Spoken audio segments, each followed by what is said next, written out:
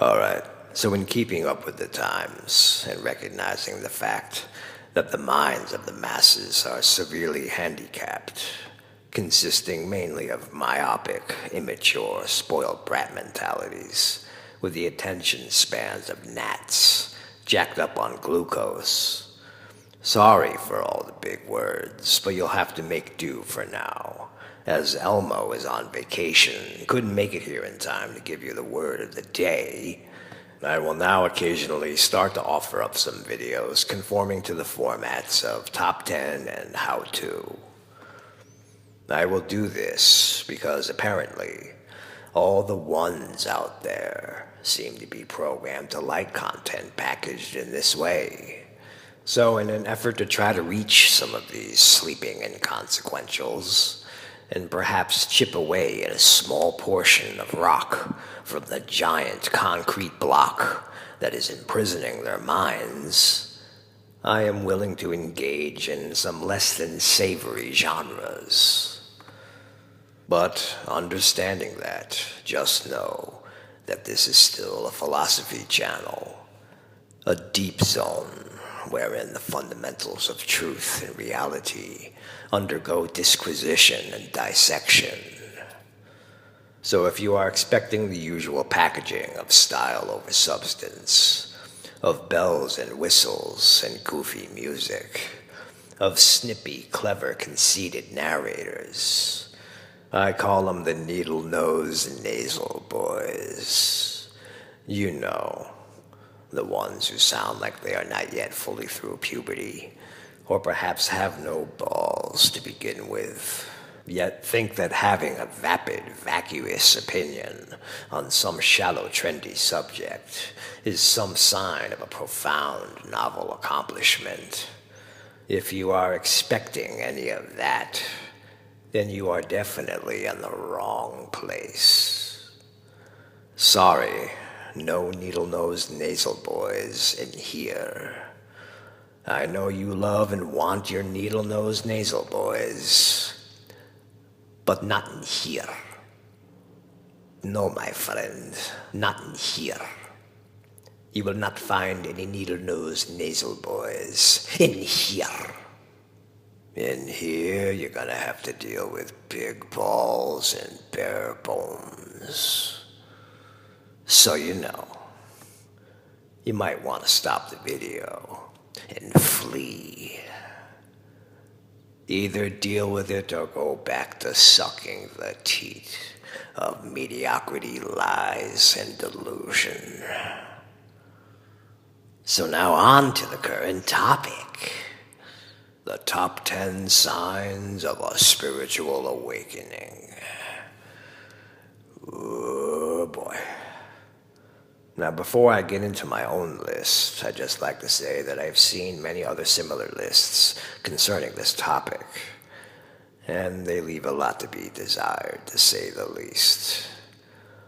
Mostly, these lists reveal that, by and large, people don't even know what a spiritual awakening might actually be, other than perhaps some commercialized corporate Hollywood MTV notion of the concept. Examples such as this: activity at the crown of your head, tingling, itching sensations running over your scalp, feelings like someone is applying pressure on the top of your head. What is this? A spiritual awakening or a dandruff shampoo? This is completely stupid. A spiritual awakening is a transaction of awareness, not a bodily sensation. The tingling on your scalp stems from having your head up your own ass. Remove, shampoo, rinse, and repeat. All right, here's another one.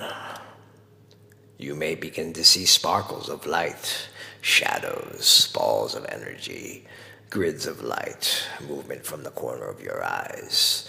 You may also hear your name being called, voices humming in your ears, fleeting smells, and becoming aware of someone being close to you. Ooh. It all sounds very paranormal, doesn't it? I can't decide whether these indications better describe schizophrenia, sleep paralysis, or an acid trip. You decide. And here is a third one. Common symptoms of spiritual awakening. Symptoms? What? What? Is enlightenment like an STD? Is it something we can pick up from the doorknob in the shit house? A symptom is generally considered a physical or mental feature that is regarded as indicative of a condition of disease, not of something beneficial. So I'm not quite sure this is correctly applied here. Better to just say common signs of spiritual awakening, even though most of what follows is horseshit. Heightened sensitivity of your physical senses. This doesn't follow, as awakening involves the knowing that awareness is foundational, which reveals sensory experience as a mere mental phenomena, of which physicality is a facet. Desire to form meaningful relationships. Yeah. This isn't an innate quality of our species. It only becomes a factor when someone is becoming illuminated. Of course, this isn't really necessarily true. An awakening is usually more likely to happen when we stop seeking relationships as a means to make us feel better about ourselves. If you are not meaningfully fulfilled within yourself first, seeking it in another person is not going to produce anything fruitful, and certainly isn't a sign of an impending enlightenment. Visions and premonitions that come true. Well, this depends on what one concludes from such a phenomena. What is a vision or premonition ultimately indicative of?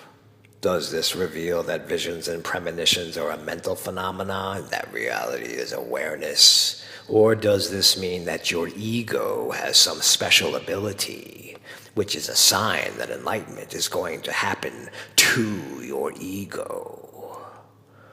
This is important to discern. Change in sleeping patterns.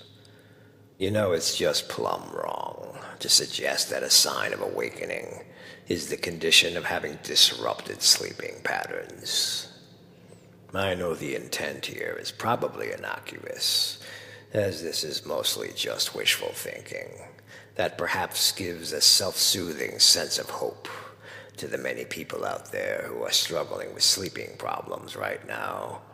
But if we want to get real, then put this one to rest, as it completely misses the mark. Quite contraire. Make sure you get plenty of consistent, restful sleep. Without it, your mind will be too disturbed to realize its own nature. Recurring or vivid dreams. Not sure what this one is reaching for, as any and all experiences you have are vivid dreams. If one dream happens to reoccur, why should that matter? Wisdom and truth are not found from a search for something within a dream. What matters is what you are learning from the event of a dream. Are you mostly lost in your dreams, unaware that they are dreams? Or are you becoming lucid in your dreams more often? The latter, I would posit, is a good sign of a possible illumination. Inability to handle negativity. This doesn't follow, as a prerequisite for awakening is unconditional acceptance and the discipline of the mind to remain calm and peaceful, no matter how the phenomenon of sense perception arranges itself. If you think that there's some positive merit to not dealing with negativity, then you might as well get out of the game right now. I would say the truth of the matter is just the opposite. A good sign of enlightenment is the ability to handle negativity and whatever else happens to come your way. Change in diet. Now, how does this even remotely make sense? A change of diet might be significant only if the change contributes to the reduction of unessential suffering.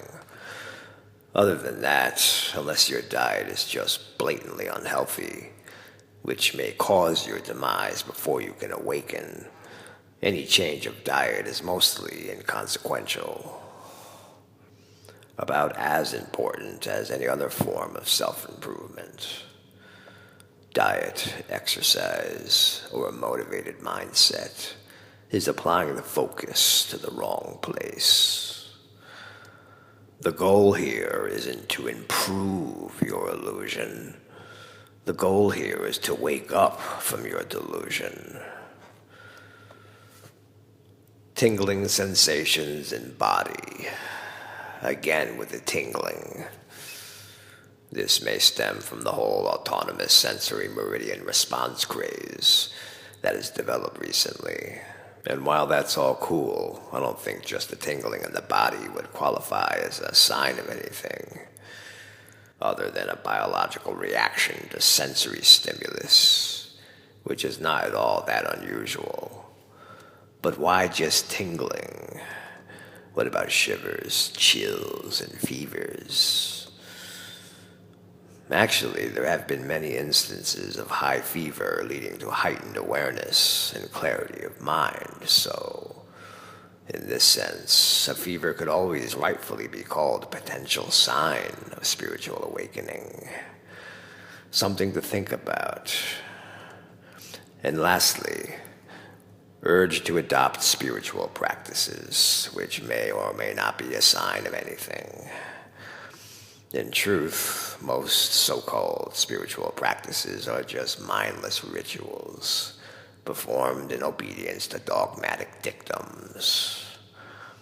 Hence, most of these practices represent a misapplied focus.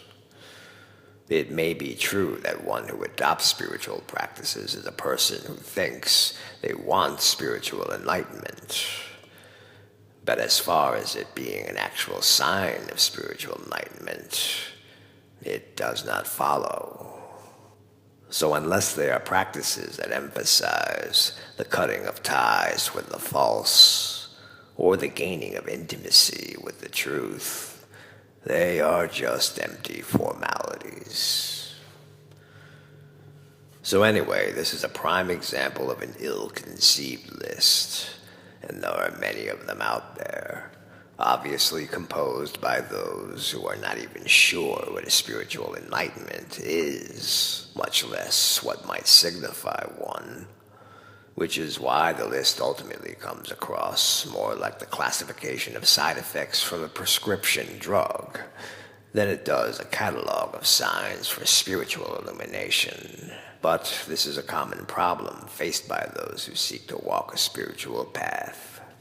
The unquestioned tendency of directing the attention to sensory phenomena rather than to the source of the sensory phenomena. As I have said before, and this maxim strikes to the heart of the problem with much that is wrong with the New Age movement. People have long anticipated some kind of spiritual shift, awaiting prophetic dates, celestial events, or global apocalypses, all the while overlooking the key. The issue here is not looking for a sign, but of looking for a sign in the wrong place. So, with this in mind, here is the Metasage's top 10 list of signs of a true spiritual awakening. Number 1, a complete lack of interest in politics and religion. Number 2, the presence of a deep inner urge to find out the truth. Number 3, a noticeable decrease in motivation towards constantly seeking excitement and mundane pleasures. Number 4, a loss of interest in always trying to scheme and manipulate circumstances for an outcome. Number 5, you are having the gradual realization that a serene mind is the natural state and is far more preferable to any other emotional state. Number 6, you no longer have the need for identifications with superficial attributes such as race, gender, or sexuality. Number 7, you assume full responsibility for reality. Number 8, you are comfortable with uncertainty. Number 9, you find that your only identification is with awareness itself. And number 10, you have an unconditional love and acceptance for all that is as it is. So there you have it, the top 10 signs of a spiritual awakening. Hope you enjoyed it.